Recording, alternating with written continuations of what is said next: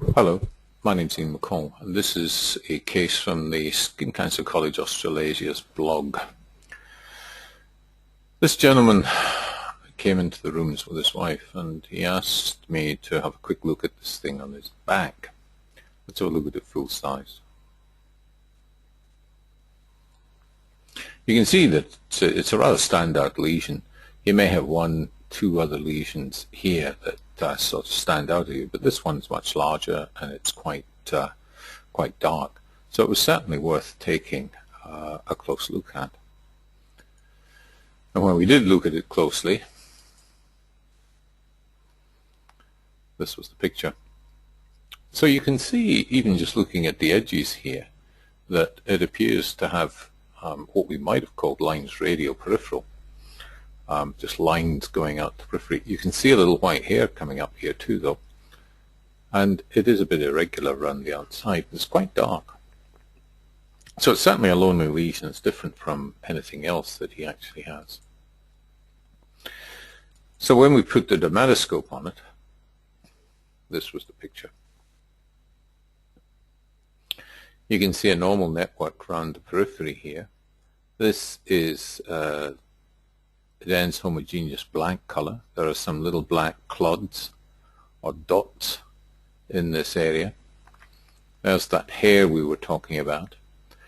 But you've got this curious annular arrangement here as well, superimposed on the background reticular network. It could be argued that these lines radial are coming right to the periphery of the lesion here, but in most of the rest of the lesion is confined within the lesion itself. So the lesion was certainly suspicious enough to take off.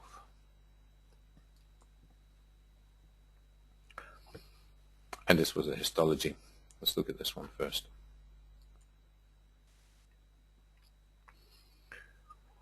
First of all, you can see this downward extension of the retiridges here and joining up of the retiridges. There's certainly an increase in pigmentation along the basal layer here as well. There's some cells here in the dermis. These look like nests here. These are melanophages. This is melanin in scavenger cells in the dermis, suggesting that there has been a little bit of damage in this area here, and damaged melanocytes or melanin from those melanocytes has come down. You're seeing a bit of a lymphocytic infiltrate here. It's quite dark up here too. Let's have a closer look at this.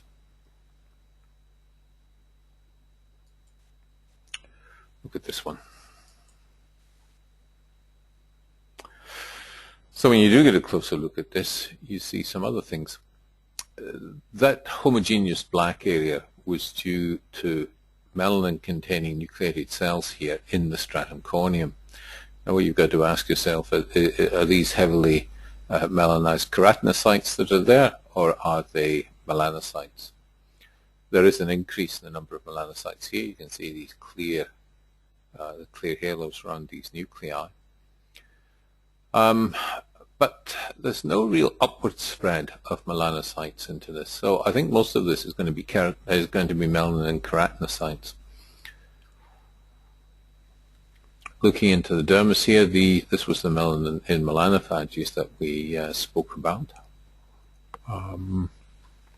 Let's see what we can get out of the other image that's there.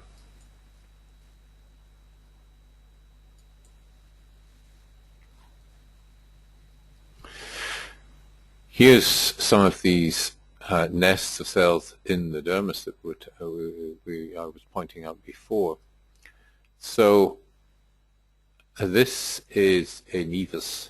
This is a compound nevus. It's been reported by the pathologist as a dysplastic compound nevus, presumably because of the retiridges, the way they were bridging together there. There's perhaps a bit of fibrosis up here in the papillary dermis that you sometimes see in dysplastic nevi as well. There's no signs of upward spread of melanocytes into the epidermis here.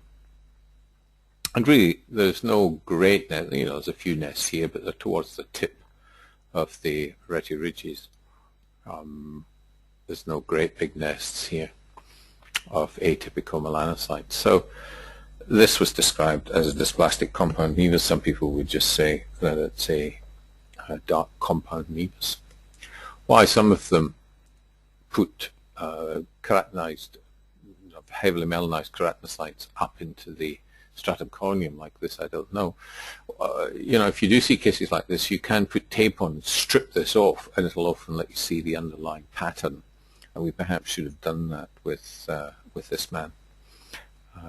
It would have got rid of that homogeneous black color that was seen under the dermoscope. If this had been the other issue was this a melanoma arising in a compound nevus? Well, there's not enough here to make this a melanoma.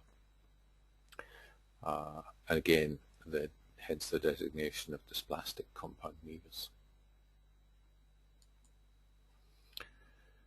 So, he didn't need any re-excisions done here. We reassured him. Question is, how long had it been there? I mean, he was in his 70s. You don't expect a new nevus to sort of arise in a man at that age. But we didn't get, or couldn't get a history as to exactly how long that lesion had been there.